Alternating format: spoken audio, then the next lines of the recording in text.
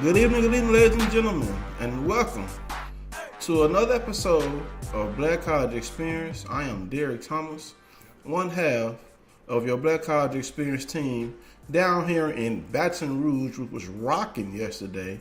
But we're going to get back to that later on. We have the founder of Black College Experience, Keisha Kelly, just getting back to Atlanta from her trip from Baton Rouge. What's going on, Kels? Oh, it's a great day despite being delayed for 2.5 hour flight. Today's flight was good. Got back. I went to sleep. It's a recovery moment and back to it tomorrow. But we got a lot going on. Derek, give them that number because we know somebody gonna want to call in and talk about these issues. I've been sharing it. Our call-in number is area code 719-373-6861. PIN number 49170. So, I'm hoping to have a lot of participation on this issue that we have that's breaking news. But before we get into that, it was an exciting day of football in HBCU land. And we had a lot of highs and lows, a lot of wins, upsets, and one gigantic firing that we're going to talk about tonight. Kels, your team is the cause of it. Okay, so we'll hop into this. Tony Hughes, we'll call it the Tony Hughes fiasco. This isn't the first time. A lot of Jackson State has been calling for Tony Hughes to be fired for a while now. As we all know, this is the third coach that has been fired. So it's just been firing after firing after firing going on at Jackson State. And a lot of people are asking, why would you do it mid-season? Why would you not wait? Well, in my honest opinion, no kid deserves that. It should have been done. They're happy. It should have been done. And at this point, you go into talking about rebuilding. Hence my comment in making the East competitive again.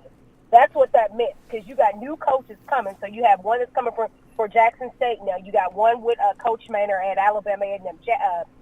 Valley has a new coach. So you're looking at a division, or on the east side rather, that I can see as being competitive again.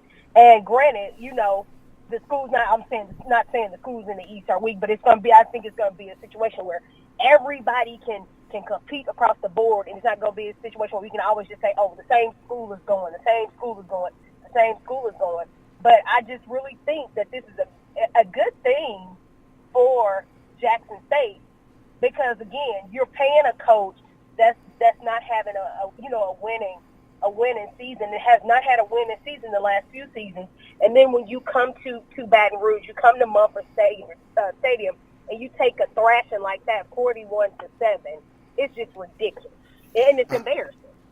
It was they got shut out. Yeah, they got that punt return, but the Southern University defense, 3 sacks on Hayes in the first quarter, and they set the tone early. The offense of Southern University also just attacked that Jackson State defense, and it was a thorough domination, total domination by the Jaguars, which leads to Coach Hughes losing his job, and for Ashley Robinson to make his first big hire as the athletic director of Jackson State. His last hire was at Prairie View. He stole your coach away, Coach Sandy Pugh, and hired her to be the ladies basketball coach at Prairie View. So now... Well, no, he didn't necessarily steal her. She was going. So that was a decision on her own. So my Valley alum, my childhood friend, a guy I've known since 6th grade, junior high, is now going to make the hire to try and reinvigorate this Tiger football program to get it back to its winning ways. You call it the Hughes fiasco. I'm going to call it the Comedy curse,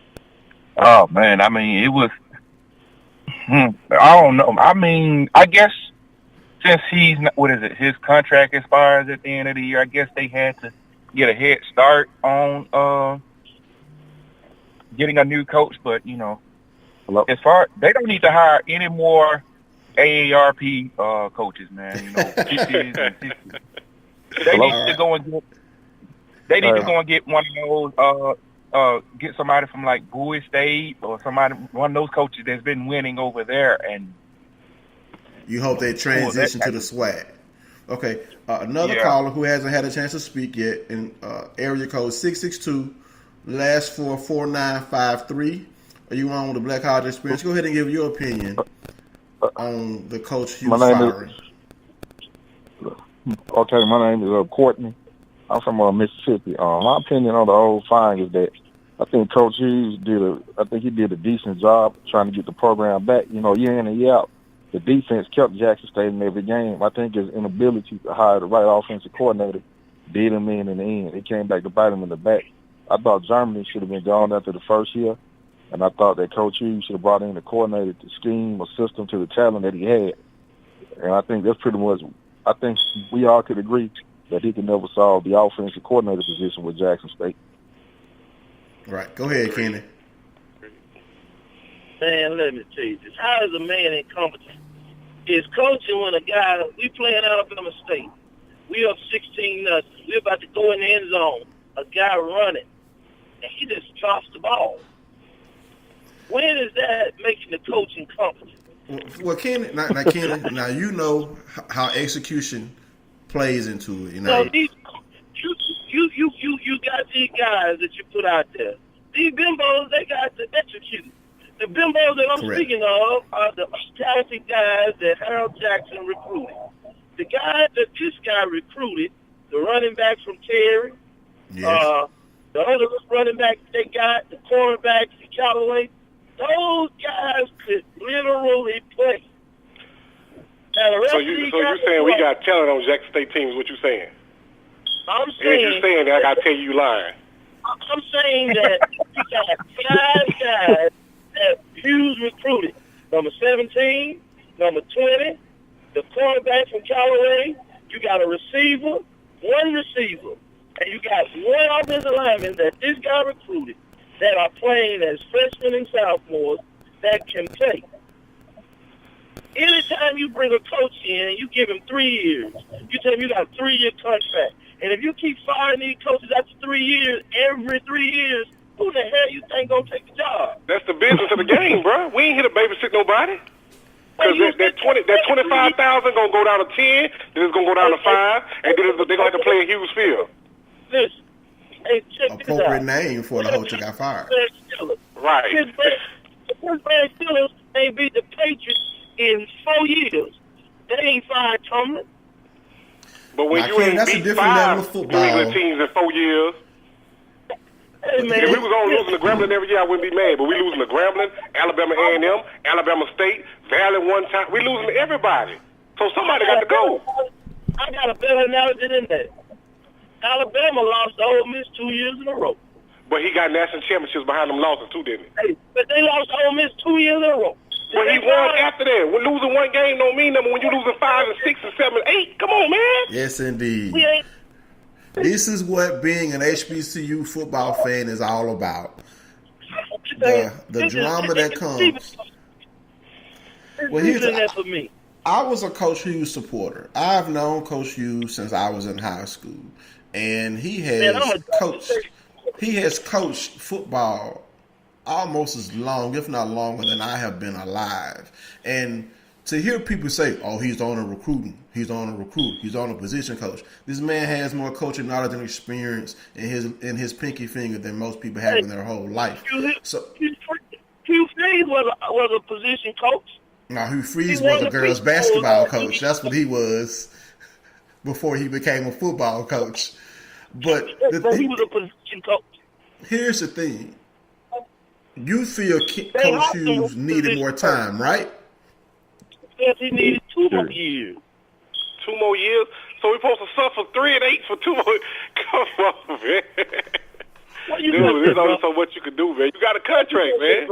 Yeah, let me intercede right there right quick. I'm going to have to agree with you. And my point is that the children don't deserve that. Kids don't deserve that. You can only have so many losing seasons before you got to pull somebody out of that. Now, like, that's just like any other job. You're not going to let somebody keep losing year after year after year. Okay. And some places they would have cut you long before now. Like, he didn't have enough time. And Derek can probably vouch for this. I've been saying every year, I was like, this Jackson State year. This Jackson State. I didn't say there was Jackson State year every year. Well, yeah, and after yesterday, nah. So I also support. Oh, go ahead, Kenny. If I go to a gunfight with one bullet, I can't win when they got AK-47. But you know you going to war, so why you came with one bullet? Well, Mike, here is Kenny's point. Here is Kenny's point. He feels that the cupboard was bare because of Harold Jackson. Harold Jackson left the cupboard bare. Man, come on. It don't get no worse than James Bell. And Rick Cummings came in his first year, went 6-5. Was one game from taking the East. That's an excuse. No, in Jackson State, we don't take that. And I'm really shocked that you being an all-SWAC guy or back in the day JSU guy, you talking like this. Like, come on, man. Rick Cummings came in 1 year and almost took it to the SWAC. And you say he needed 5 years? See, this is why we the trash of the SWAC right now. That type of thought process right there. He needed more time. More time for us to rack up losses. More time for our fan base to get out of whack. More time for us to for kids to say, you know what? We going to Valley. That's right. Send them out. There's no disrespect to Valley. But I'm saying we know what Valley is. We right there with them now. No, we ain't. Come on, bro. And you know what? You know why he needed 5 years? Because we are Jackson State and we are the SWAC. We're not the SEC. We're not the Big Ten. Bobs was in the SWAC championship in 1 year. Rick Cummings in 1 year. Dawson Olders won the SWAC in the middle of the season. And we got to wait 5? You know what? At the expense of the children, the kids, Cummings did win. And the year that he won, and the year that we should have won, and we were a bona fide SWAC champion, we couldn't win because Cummings could not coach. He couldn't develop nobody. He had to go and get people that was already developed that couldn't make it. Wait, you got him as freshman or not. If you don't wait. Hold up, y'all. Kenny, I have to say something. You are a JUCO product now, so you understand what the influx of the JUCO talent can do for your football team. I'm not talking about the JUCO guy. I'm talking about the guy from Tennessee that beat up the coaches that never graduated. See, I went to college and I graduated. When I was at Jackson State, we graduated. We didn't have no. But what you don't know, a lot of Bell dudes ain't graduate neither. Hey, you know what? That's right, because they were Cummings guys. No, how they coming to guys and they was Bell's guys? A lot of Bell's guys didn't graduate. A lot of them dudes that were still on the team from Bell's tenure, they didn't graduate. They was there when I was there. They didn't graduate. That's true. See, a lot of people, but see, I respect Cummings for not using that excuse. I respect him, but a lot of Bell boys ain't graduate with Cummings. Y'all don't over talk now. Okay, go ahead, Kenny. They never should have hired Bell either. They never should have hired Cummings. You know who they should have hired when they hired Cummings? AFC Cole. You know who they should have hired when they hired Bell? Well, here's the thing, Kenny. They should have never fired Judge. Judge should have never been fired. No, he shouldn't have. And this college is suffering because of how they did a man back in 2004. All these hires are direct domino behind what they did to Judge. Now, they'll never get a good coach in here. T.C. Taylor ain't going to take that job. Jared Mack ain't going to take that job. Chris Jones does Where your info come from? Because I know they won't. If they got sense like I got, well, see, that's the thing. If it was upon me to expose my tea, as they say, I would prove you wrong on all aspects, dog. On all aspects, I prove you wrong. But it's a lot of quality coaches want to come to Jackson State, especially now that we got a new AD. I hope T.C. Taylor don't leave where he at because he's my teammate. I hope he don't leave where he at and come over here to Jackson State and let this alumni fan base destroy his reputation. I hope Jared Mack don't leave where he at and let this alumni fan base destroy them. Who's supposed to come then? So basically, it requires that you keeping your friend's legacy alive. You rather your university suffer. I ain't keeping no friend, man. Well, you just said T.C. Taylor was your room or your teammate and all that. You hope they stay with Ed. So who do you think should come and revive the program? I don't want this alumni fan base to destroy no former title like they just did Coach Hughes. Coach Hughes is a good coach that needs a little bit more time. Now, the pressure really don't be on T.C. Taylor, a former quarterback. Hey, I'll be honest with you. I wouldn't want T.C. Taylor as no head coach. Here's the thing. Yeah. Just to listen. But I wouldn't want T.C. Taylor no head coach. Hey. I wouldn't want to put him in that blender like that already. For fans who don't know, when we mention the name Judge, that is former Jackson State Robert Hughes. He was fired. I don't think Judge ever had a losing season, right, Kenny? I don't think he ever had. No, he didn't. You know, and then when they fired Judge, they brought in James Bell. And James Bell did not have a winning season at all. Man, James Bell had to know somebody. I beat James Bell as a coach, and he recruited me out of junior college. I beat James Bell 48-0 as a coach in high school. When he came to Louisiana and messed up St. James and Lester's program, I beat James Bell 48-0. Ain't no he left out of Texas 1-9. So I don't know who hired him. That didn't make sense. Roy Culberson hired him. They were buddy from North Texas. Hey, what's your name, bro? I don't know. Michael McKnight. That's Coach Michael McKnight, defensive coordinator out of Punch. Well, you say it if you want to say it, Mike. You can identify yourself. Watch your tooling, man. Watch your tooling. So, you know, we knew this topic was going to generate different opinions from Tigers and fans of Bernard. Because when you have such a high-profile hire, like Tony Hughes was with the years of experience that he's had at the FBS level, you expect him to come in and turn around quickly. Look what Hobson did at Alcorn. Another. Alcorn made that man money. Dude, we paid coaches the highest. Who is that trying to speak? This Courtney again. I ain't trying to interrupt the conversation and nothing about, but I'm finna throw a name out there. Michael and Kenny, I'm gonna tell you if this guy would even come to Jackson State, I'm gonna throw his name out there. Damian Craig. No. He would. I don't think he's going to leave where he is to come to Jackson State. And you ain't got to worry about no offense. Damian Craig. Let me tell you something. There's some guys that Jackson State better not even contact. Hugh Freeze, Damian Craig, this guy that said LC Cole, LC Cole cheat everywhere you go, man. Like you'll win. He do. The NCAA will be on Lynch Street, man. They was on Lynch Street when Clinches was there. But not to the extent with Cole. All right, so Kenny. You know, I applaud grades. I love it. You go to college to get an education, but we done got enough APR titles the last couple of years. That's set in. We know we can win APR titles. We need to get some football stuff going on, man. We done won enough APR titles. We done been the number one APR school last 5-6 years. But that's set in stone. The kids know they got to come here and do their thing. They know that now. That's already here. It's already been implemented. When you come to Jackson State as an athlete, you got to graduate. You got to do your thing. We know that now. I hope Courtney and Mike Knight agree with me with this. After this firing, in 2 years, if the basketball team ain't selling out every night, if the basketball team ain't putting up numbers, you won't bring fire. If the football team don't get no good hire, in 2 years, I'm gonna be ready to fire Ashley Robinson. You can't fire the whole time, boy. Robinson from Jackson. You know what? what? Murray. You can't fire him. He went to Murray, and he's a Delta Devil alum. I don't care where he is. They ain't know me. I ain't never played homeboy ball. I'm trying to win, right? Yeah. Well, here's the thing. Hire the best man for the job. If he ain't hired in 2 years, I'm gonna be ready to get a new athletic director. Here's the thing. Ashley has a track record of hiring successful coaches. He hired Willie Simmons at Prairie View. Even though Prairie View did not win the SWAC, you know, they were competitive. They were contending, you know, and, you know, Simmons decided to go home. He got my frat brother that wear a suit every football game. Now, what football coach outside of Tom Landry and what's the guy name that coached for the Kansas City Chiefs back in the day?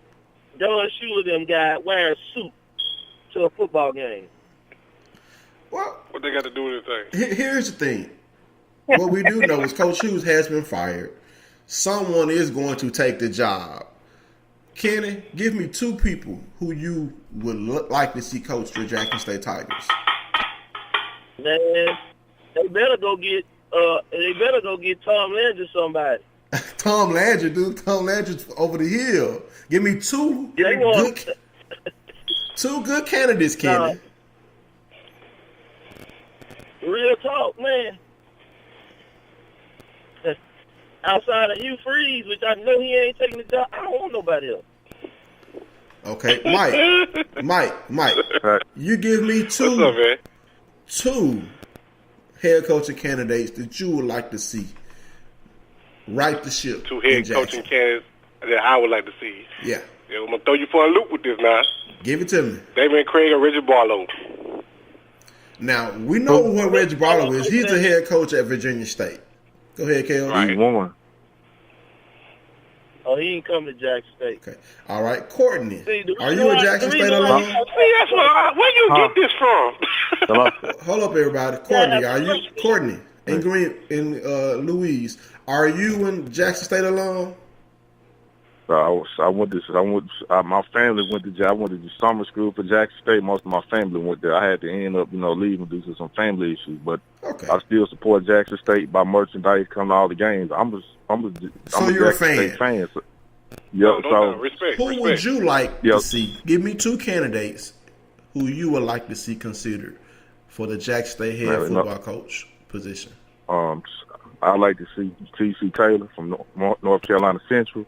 And I'm finna throw this name out, man. This gonna probably send out, like you said, to a shock or make you scratch your head. I'm gonna say Chris Jones from Starkville. He played wide receiver at JSU. Went to the league a couple years. I love to see him as OC. We know what Chris Jones has done in high school. He's a young, bright offensive mind. He is a Tiger. He is a young and upcoming coach, but is he ready to be a head coach in the SWAC? All right, let me hop in there. You got to take a commercial break, and we got to move on from Jackson State. All right. We got to. All right, we're going to take a quick commercial break, and we're going to have our final thoughts on this Jackson State Tony Hughes fire. We're going to move on with Black College Experience. We'll be right back in 31 seconds. I already knew that I was going to go to college, from a young age. I definitely want to major in political science. After that, I'm going to get my law degree. Then I'm going to come back to Detroit, boost the economy, become the mayor or something, try to make the situation better for other people. I feel like I owe it to the city. I'm determined. It's going to happen. My name is Justin, and I am your dividend. All right, we're back with more Black College Experience, and we've been having a almost 30-minute discussion with, Jackson State alums and fans on this Tony Hughes firing. But we can't spend the whole hour on the show, so we want to look to wrap this up so we can move on. Kels, I know you being a Southern alum. What do you think? Just give your overall thoughts on what you heard from our callers tonight. Well, it's funny because you have different point of views, and I think it's good. You have from all different sides. And I said this the other day, and I meant it. Two of the most arrogant fan bases in the SWAC are Southern and Jackson State. Winning or losing, they just arrogant. And Jackson is very, very prideful. They're a very prideful alumni base. And, we don't always get into the whole band concept, but you had a band. So, to compliment the band, you're like, okay, well, can we get the football team too? So, again, as I stated in the beginning of the show, no kid deserves that. It's time to move on. It's just time to move on. You can't, if I give you 5 years and you don't get it, you're going to be asking me for 6 years. For 6 years, you're going to be asking me for 7 years. 20 years later, you will still be in the same position. Not acceptable. Exactly. Okay, so we're getting ready to move on with the rest of the SWAC recap. Callers, you're welcome to stay on and comment with the rest of the scores and things that we discussed. We want to thank you for calling in with this topic. Hopefully, when Jackson State makes it, y'all were pretty hot. That was pretty good. That was pretty good. And give your opinion. Good. I knew Kenny was going to be on. I've been knowing Kenny Bryant. Oh man, almost over half my life. So I knew he was going to be passionate about this issue. So, but moving forward, new coach coming to Jackson State due to your Jaguars. defeating the Tigers 41-7. But other scorers in the SWAC, my Delta Devils went down to Houston and just gave up. After coming back to win homecoming, we allowed Texas Southern to beat us 42-14. The team that we defeated on homecoming, Arkansas Pine Bluff, played against Grambling. Now, no one thought that Pine Bluff had a chance in this game, Kels.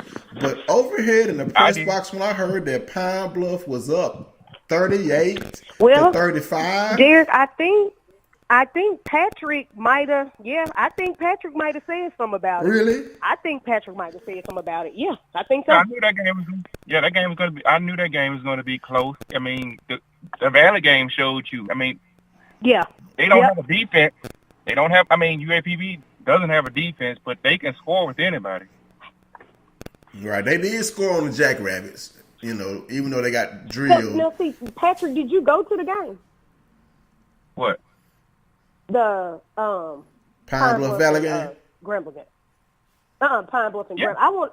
Okay, so since we're at this, can we talk about this controversial touchdown that people keep talking about? I want somebody that actually saw it or somebody know about it to actually address it. Because I just keep hearing about it, but ain't nobody really gave the true story to it. Yeah, PP, you went to the Grambling game? No, I done seen the replay that they done showed about that touchdown. Mm-hmm. Yeah, they said they scored, and then they reversed the. They reversed the touchdown, and that pretty much gave them the game. Did they say why they reversed the touchdown? No, I mean, I'm trying to. What is it? Was the game at? I think the game was at Grambling. Yeah, it was at Grambling. It was. Mm-hmm. Grambling, that's one. I mean, this is the first year of this instant replay stuff, and I mean, it's going to be trial and error this year, dealing with our referee. Right. Mm. Yes, indeed. But Pine Bluff had a chance to win this game. They allowed Grambling to kick a game-time field goal to make it 38-all, and in overtime, Grambling scored the game-winning touchdown to seal the victory. They play us next week in homecoming, and judging by this game, we can't really judge by this game, especially what happened to us against Texas Southern. I would love for us to spoil homecoming for Grambling PP. That would be like sliced cake. I think if we go in down there and do what Pine Bluff did, run the same offense, we got a chance. We showed that we can run it. All right. Now, next up is the Bet You Won't Challenge, better known as the Magic City Classic. Rivalry game between Alabama State and Alabama A&M, which I unfortunately picked Alabama State to win, but Alabama A&M wasn't caring about what I thought. They defeated Alabama State 27-10. I know Jen Murray is happy that her Bulldogs pulled out this win. Alabama A&M used a 13-point fourth quarter to pull away, like I said, for the victory, 27-10 in the Magic City Classic. Attendance was over 65,000. That's awesome to have that many fans attend the game.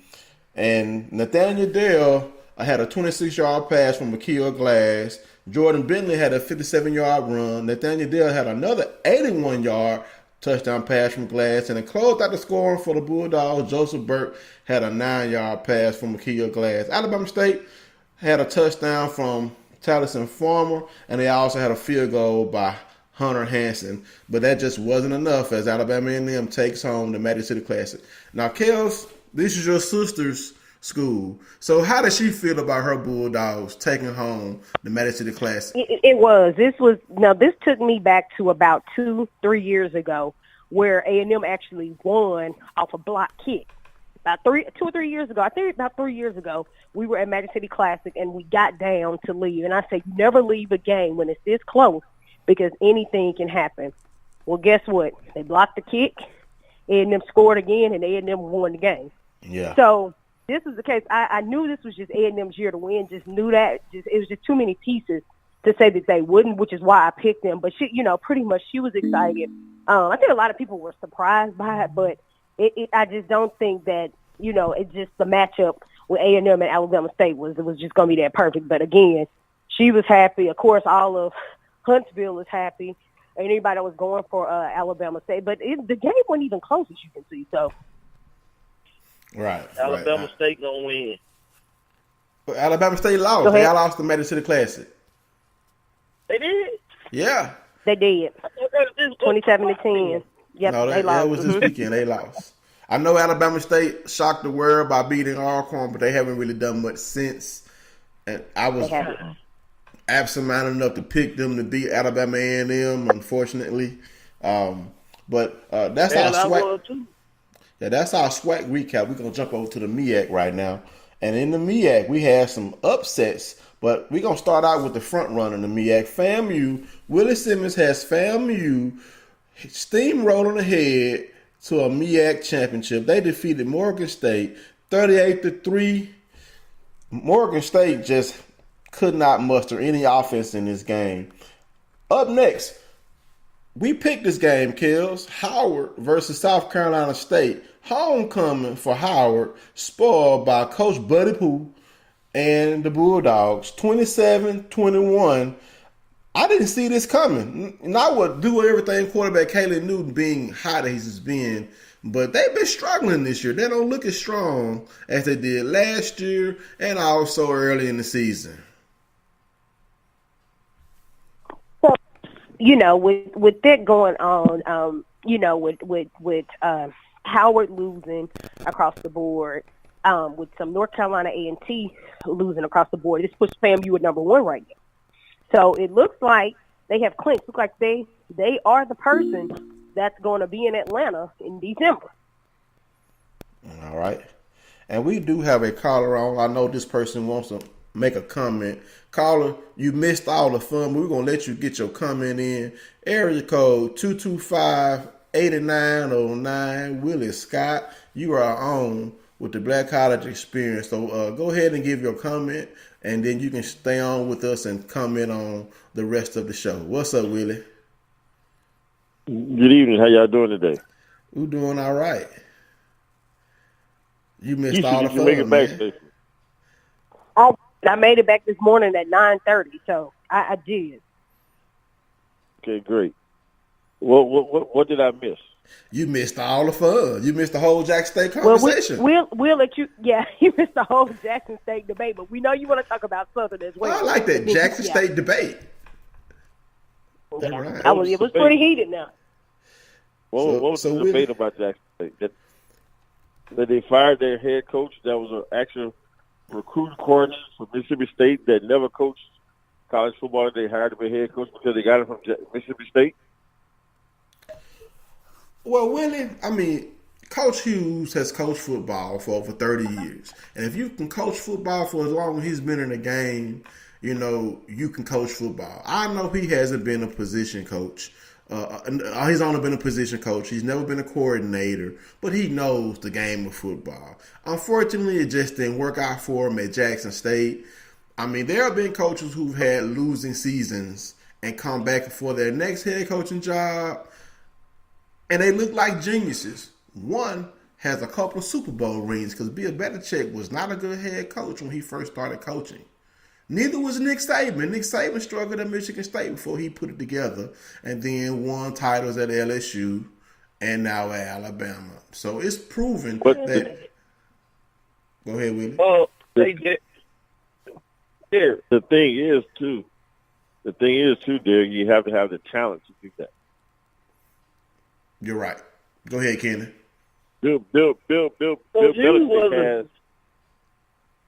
Coach Hughes was a position coach. He was my position coach. Exactly. And then he was a defensive coordinator at Mississippi State. No, he wasn't. The year that yes, he was. What year was he defensive coordinator at State?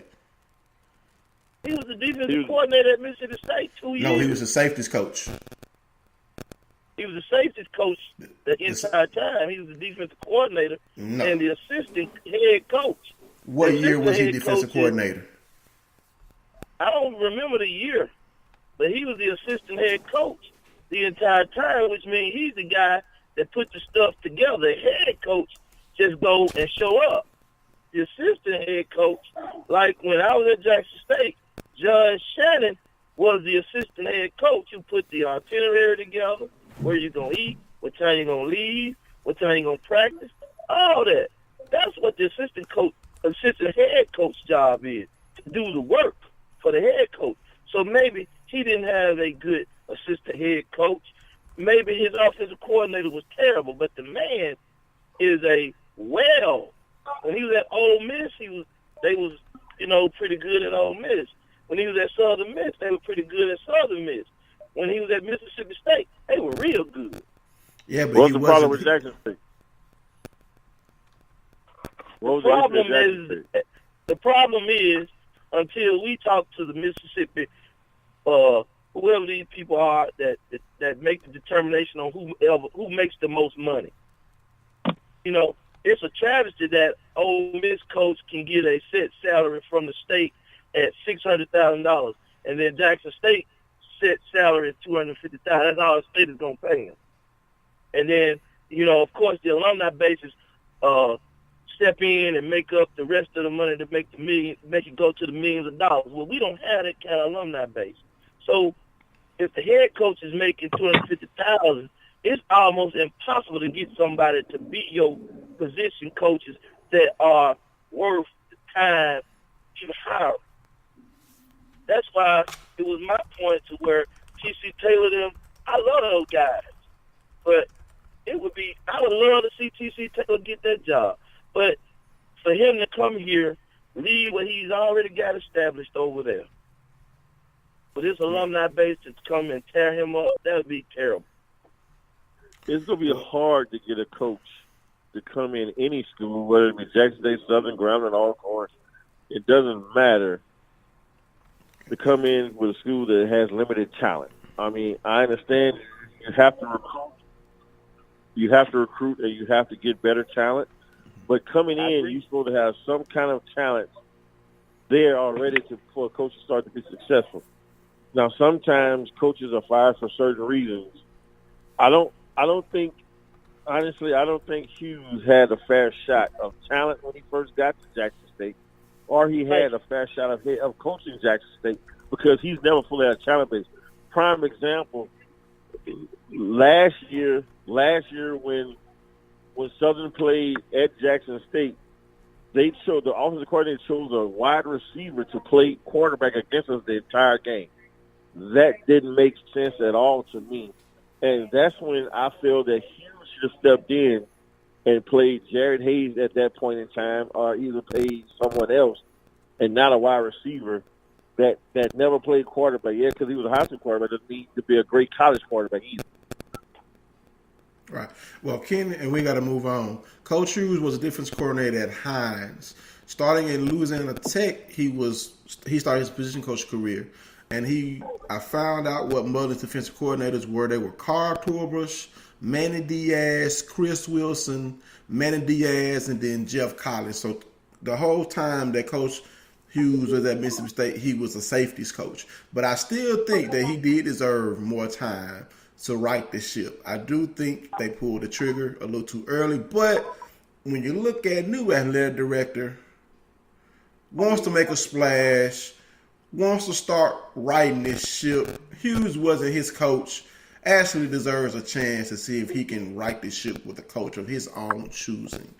So we're going to go ahead and move on. I want to know one thing, Derek. Why did actually leave Prairie View A&M University after he hired Eric Dooley, the head coach, after he did a real great coaching thing? The man who may know the answer to that. The man who may know the answer to that question is not on this call. That's my frat brother, and also sports radio host Dr. Michael Prince covering Prairie View. So I wish he was on this call so he could answer that question. But I have the slightest idea of why I actually left Prairie View. But I am glad that he's home at Jackson State, and I think he's going to make a good hire. Don't tell me he left Prairie View to go home. Don't tell me he left Prairie View to go home, because that's not a good answer. Well, I don't know why. Guess what? Because if he don't get it right in 2 years, Kenny Bryant going to be calling for that job. Yes, indeed. All right, but go ahead, jumping over to the SIAC. Week 9 action. Kels, biggest upset in the SIAC was Morehouse losing to Fort Valley State, and that loss denies Morehouse a chance at the SIAC championship. Kels, Morehouse had a dream season going before they had these two losses. You're up there in the area. Talk about what it means to Morehouse to be denied a chance to play for a SIAC title after having such a promising start to the football season. Much like I said about Southern and Jackson State, Morehouse would be the fan base here. Now they're beyond prideful. They have a whole different pride. And to see that they started off the season so strong and had that snatched away by, I want to say maybe 4 points. And then it was homecoming. So you lose in that last minute at Fort Valley. It's disheartening. Kickoff return. We thought that they were going to a championship as well. And just talking to some of the alums, talking to Coach Freeman, that was the mindset. Talking to the athletes, that was the mindset from back in July when I went to media day when we had this conversation. So to see it, just like that, for them to lose it, just like that, yeah, it was. I couldn't believe that happened, but it was a couple of losses in there, and right now the SIAC is all over the place. It's all over the place with who actually could compete and go to the championship. Right. And like I said, Morehouse lost as Smothers from Fort Valley State returned a kick 96 yards. That sealed the deal. Another upset is Central. My frat brother and HBCU legend Hugh Freeze's Marauders came back to upset Tuskegee. I mean, I didn't see that coming. When I saw you tweet, I was like, the Kels playing a trick on me? Like, I did not think that Central would have won that game, but they did. They came back, tripped Tuskegee up in the end. That was another, we talked about this because everybody knows that Tuskegee was the predicted to finish first and to go to the championship and basically win. And they have had up, down. And like I said before, for the game where Tuskegee where Coach Slater actually played Clark Atlanta, which is Coach Ramsey. Coach Ramsey, they had them on the line for a long time. They were playing neck to neck until Tuskegee finally pulled away in that last quarter of the game. And just a couple of trick plays, they pulled away. But it's one of those things like you really can't tell. And it looks like now it's going to be Albany State. So it looks like Coach G is coming back to where he said he was. Well, Albany State, speaking of Albany State, they shut out Benedict. To claim the East title in the SIAC. They are 5-0, already clinched their spot in the title game. Now left to fight it out in the West is Miles and Tuskegee, both at 3-2. Central, if they can win out, possibly may get in. But even though Tuskegee hasn't had a dominant division wins like they have in the past, they're still right there in the hunt. What shocked me is Miles defeating CAU. Miles coming back from the dead, not really picked to do much in the SIAC. They're right there in the hunt for that West title to play against Albany State. Yeah, and so for people that don't know, Coach G, he is a white coach. Coach G did coach under Coach Nick Saban. So he did coach under Saban, so he has experience under Coach Saban. He was actually predicted to win first last year. We see how that went.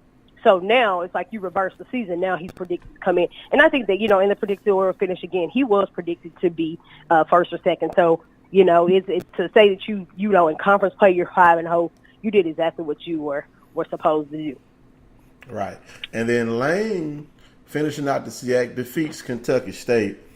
And, Lane is not a threat to win anything, but, they're playing for pride. Lane at the bottom of the West, they're 3-5 on the year, 2-3 in the West behind Central State, but above Kentucky State, who has not won a game all year. So, we're going to see what happens as the Sentinel dwindles down to an end, who's going to be facing Albany State in the SIAC championship game. But we're ready to jump over to the CRAA.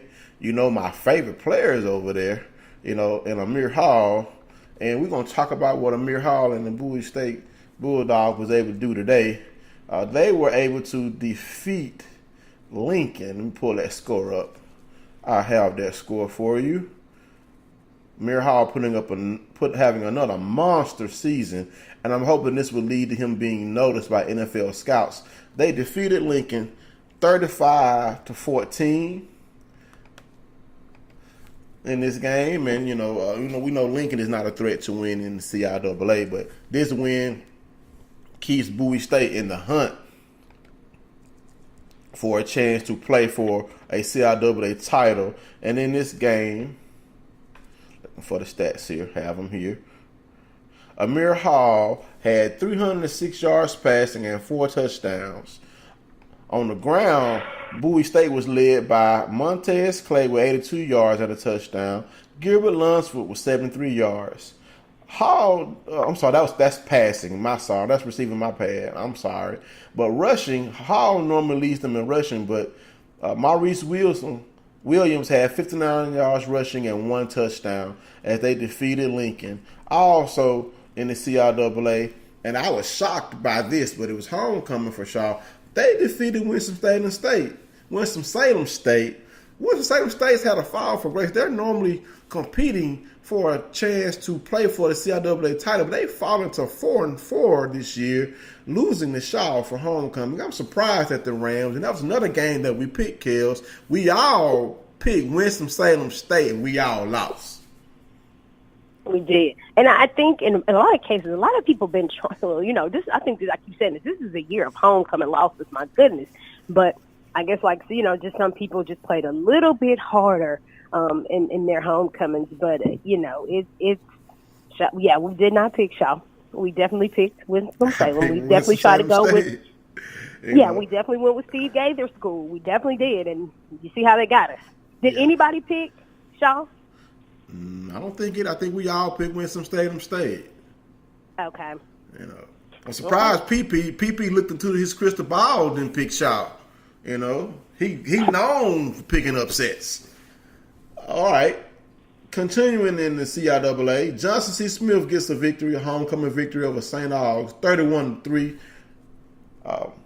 Virginia Union shut out Elizabeth City State, 53-0. 31-3. Yeah, offensive explosion for Johnson C. Smith. So I know I definitely picked St. Aug. Well, we didn't pick that game. That wasn't one of the games we picked. Okay. The game that we picked was Chowan versus Virginia State, and I think all of us picked Virginia State. Now, Chowan defeated Bowie State early in the year, so based off that, I almost picked Chowan for this game. But, they made us all losers, defeating Virginia State 45-38. So, congratulations to Chowan, that CIAA division getting hot and heavy over there. And to finish up our recap of games, and homecoming, Fayetteville State blows out Livingstone, 45. I just had that up. Why did I scroll up? 45-7. And just to run through the standings in the CIAA, sitting in first in the Northern Division, we have a 3-way tie. Bowie State, Virginia Union, and Chowan both at 3-1. Virginia State at 2-2. Lincoln at 1-3. Elizabeth City State 0-4. That's just the division records. And in the Southern Division, Fayetteville State has all but clinched their berth in the CIAA championship game. They stand undefeated at 4-0. Shaw at 3-1. Winston-Salem State 3-1. Johnson C. Smith 1-3. St. Aug's 1-3. And Livingstone 0-4. And to finish up our football scores, we're going to jump over to our independents. All right. West Virginia State loses to Fairmont 41-12. Missouri S&T defeats Lincoln, Missouri 45-7. Langston, and I'm going to have to ask Hughes, what was he doing picking Texas College to pick Langston? Because Langston has been rolling over people. They defeated Texas College. They hung 71 points on Texas College to defeat Texas College 71-48, and that was homecoming for Texas College. What was Texas College doing choosing Langston as their homecoming opponent? Right. You know, and Edward Waters got trounced. Southeastern defeated them 44-0. Hampton defeated Virginia Lynchburg 51-28 to secure a homecoming victory. You know, and that's our recap in HBCU football. I did plan on talking about basketball this show. We still have to recap our conference preseason awards and finishes. Hopefully we can get to that next week. But the breaking news with Jackson State firing Tony Hughes took president. And I'm very thankful for all the callers. Kenny, Mike, Courtney, of course, Patrick Perry every week. Willie Scott calling in, giving his point of view, and just contributing, and Coach Mike McKnight, and contributing to that conversation. That's what being an HBCU fan is all about. Calling in, talking about your team, whether you like what's going on, whether you're happy, you're angry. As a fan, this is what the Black College experience can do for you, right, Kels? Absolutely. So we got about 3 minutes left in the show. Just to run down some other housekeeping things. I'm glad you made it back safely. I saw your tweets with the customer service. I was like, who is this from Delta tweeting me? I saw that's Kels fussing about her being delayed. You know, but I'm glad you made it home safely.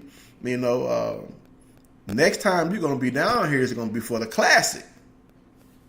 I'll be back in Louisiana for Bayou Classic. I think Louisiana is tired of me, as I'm probably tired of Louisiana. I've been in Baton Rouge 3 times this year. I was there for our alumni conference.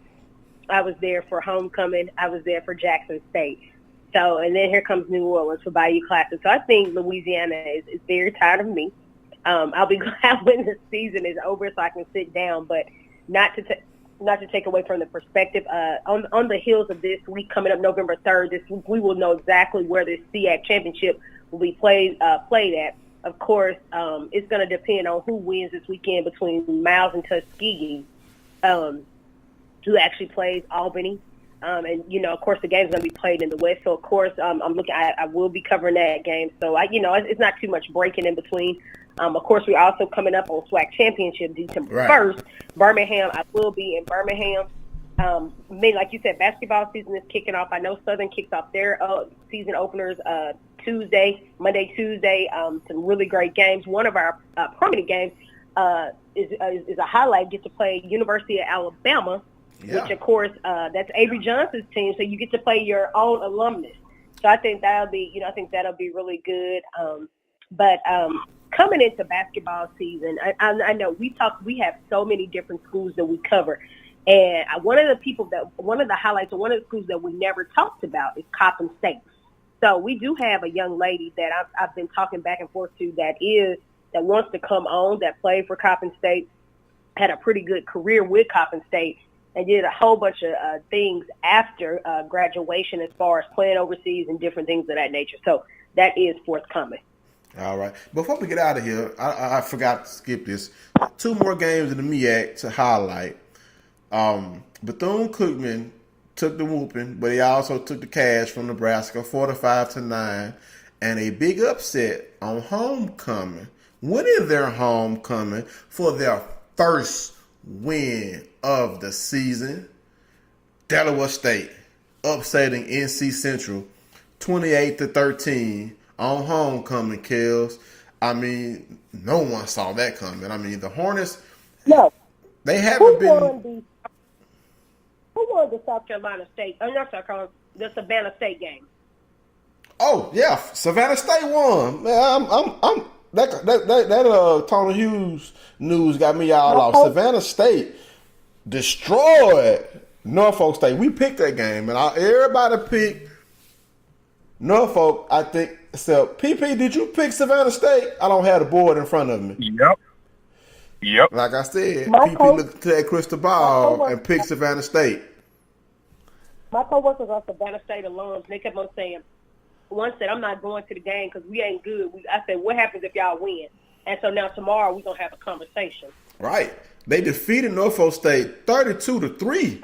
I mean, an offensive explosion from Savannah State. I'm pretty sure Uncle Shannon is happy also. I wonder if he went back to homecoming. And if he didn't, I'm pretty sure he's only been back twice from my understanding. Well, you know what? Hopefully Uncle Shannon, and we're talking about Shannon Sharp, Hall of Fame tight end from the NFL. Hopefully he'll start going back, and so that his HBCU can be blessed with his presence, so that they can bless him with his presence, especially with them winning like the way they did. All right. So that we're out of time, Kels. Go ahead and close us out. We will see everybody next week, same time. Let's see. You said it's y'all homecoming?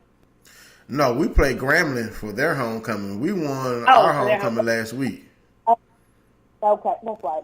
Okay, so we got another big week coming up. It is a bye week again for Southern. We do take on Pine Bluff, and like I said, game by game, it's nothing to take lightly, but it's going to be interesting to see how this West Side ends for the season. Yes, indeed. So we'll see you, like Kale said, next week. Same time, 6 p.m. Central, 7 p.m. Eastern. Thank you, everybody, for listening to the Black College Experience. We are out of here. Good night.